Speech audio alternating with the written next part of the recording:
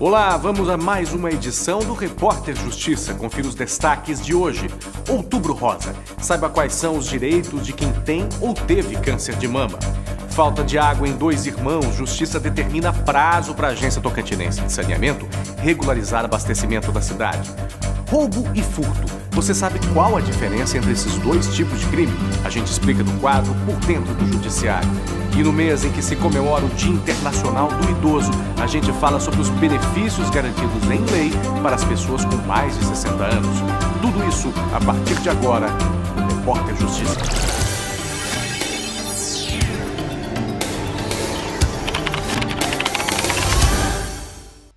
O mês de outubro é marcado em todo o mundo por uma mobilização em torno da prevenção e combate ao câncer de mama.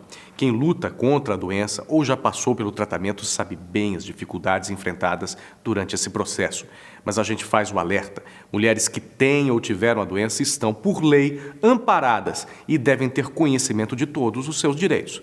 Confira só na reportagem. Do diagnóstico aos dias de hoje já são 4 anos de luta.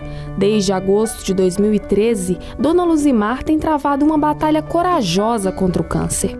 A doença câncer, ela é muito temerosa, né? Então a gente sabe que é muito grave, é um mal do século que vai atingir 50% da população no mundo.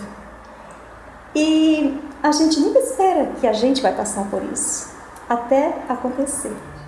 E para enfrentar essa fase difícil com dignidade, a professora aposentada conseguiu benefícios que são garantidos pela lei aos pacientes que ainda estão em tratamento. Entre eles, a compra do carro adaptado com isenção de IPI, que trouxe comodidade à paciente. Trouxe independência, bastante facilidade para me locomover, para ir ao médico, né? Para sair um pouco de casa, poder me distrair, né? Porque só ficar dentro de casa não é bom. Foi o que o meu médico mais recomendou, que eu não ficasse presa dentro de casa. A lei assegura direitos a pessoas que têm ou tiveram algum tipo de câncer. No caso das mulheres com câncer de mama, entre os direitos assegurados estão a cirurgia de reconstrução mamária, o saque do FGTS e do PIS/PASEP, a isenção do ICMS e do IPI na compra de veículos adaptados. E no caso do descumprimento, o primeiro passo é acionar a justiça. A lei garante amparo aos pacientes desde o diagnóstico. Após o diagnóstico, ele deve ser encaminhado pelo próprio médico para uma das unidades de tratamento no Tocantins, em Palmas ou Araguaína. Caso ele não seja atendido no prazo de 60 dias, ele pode entrar com a ação judicial, procurar um advogado ou defensoria pública para ingressar com essa ação e o judiciário vai analisar o pedido dele. Da mesma forma, com relação a outros direitos que os portadores de câncer têm previsto na legislação, ele também pode ajuizar uma ação caso não sejam deferidos os pedidos deles administrativamente. O câncer de mama é o segundo tumor mais comum entre as mulheres em todo o mundo.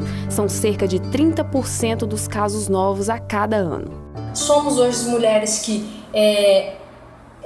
engravidam mais tarde, amamentam menos, engravidam menos vezes, né? O consumo de proteína animal é muito maior, o consumo de gordura, de carboidratos vem crescendo, é o estilo de vida. A atividade física diminui, o consumo de álcool pelas mulheres tem aumentado bastante. Tudo isso são fatores preponderantes no surgimento do câncer de mama. Condições dignas antes e depois do tratamento são importantes para que o paciente vença a doença, como a dona Elodie, que hoje está curada, mas ainda lembra das dificuldades enfrentadas há 10 anos, quando o tumor maligno na mama esquerda foi diagnosticado. Eu não me aprofundei na doença, eu fiquei de boa, vou fazer meu tratamento, vou sarar, eu vou voltar para minha casa, vou voltar para o meu trabalho e hoje estou aqui, graças a Deus, com saúde. Que a gente tem que considerar que sarou, né? Tenho saúde, graças a Deus. Eu me considero vitoriosa e com saúde. Vamos agora às decisões do Poder Judiciário.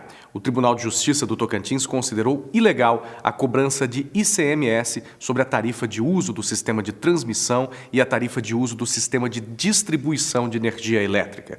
O entendimento da Corte é que a base de cálculo do imposto deve se restringir à energia consumida e não aos encargos de conexão, uma vez que esses não configuram circulação de mercadoria ou de serviços, propósitos do ICMS.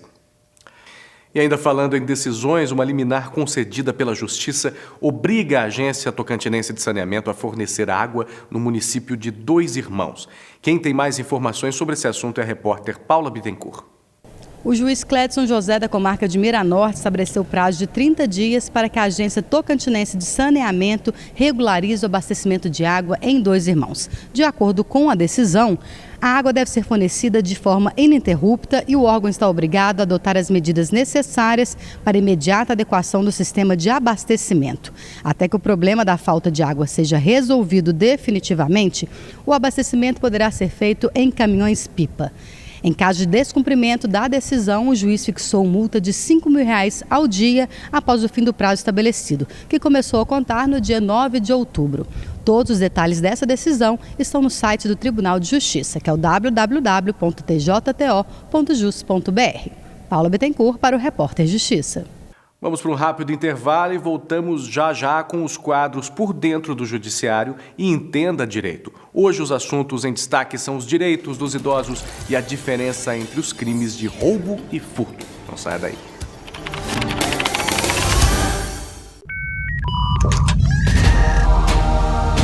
Completa a infraestrutura com redes de fibra ótica para tráfego de bilhões de informações. Novos prédios com acessibilidade. Profissionais treinados e motivados. Foco na produtividade, transparência e boas práticas de gestão. Todos os procedimentos informatizados com processos 100% digitais. Não é um banco. Não é uma empresa privada. É o Poder Judiciário do Tocantins, que vem modernizando o seu jeito de trabalhar para dar uma resposta à sua demanda com mais rapidez e eficácia. Da maneira tradicional ou com as novas técnicas de conciliação. Poder Judiciário do Tocantins. Justiça online. Feita por pessoas. Começamos esse bloco com o quadro Por Dentro do Judiciário. E a dúvida de hoje é sobre os crimes de roubo e furto. Confira só. Me chamo Samuel e gostaria de saber a diferença entre roubo e furto. Olá, Samuel.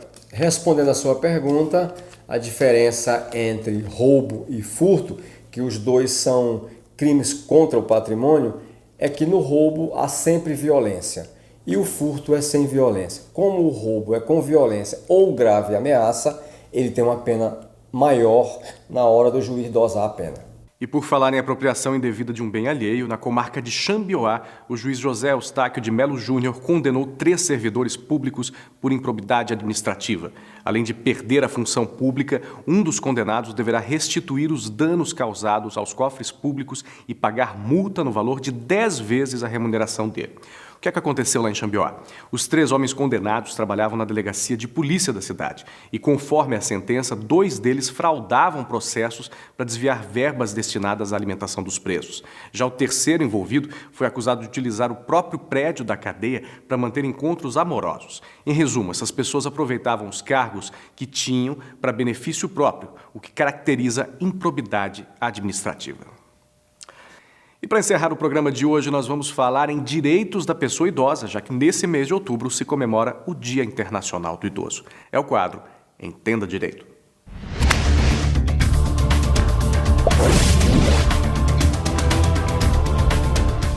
O Estatuto do Idoso está em vigor pela Lei nº 10.741. Entenda alguns dos principais direitos da pessoa com idade igual ou superior a 60 anos.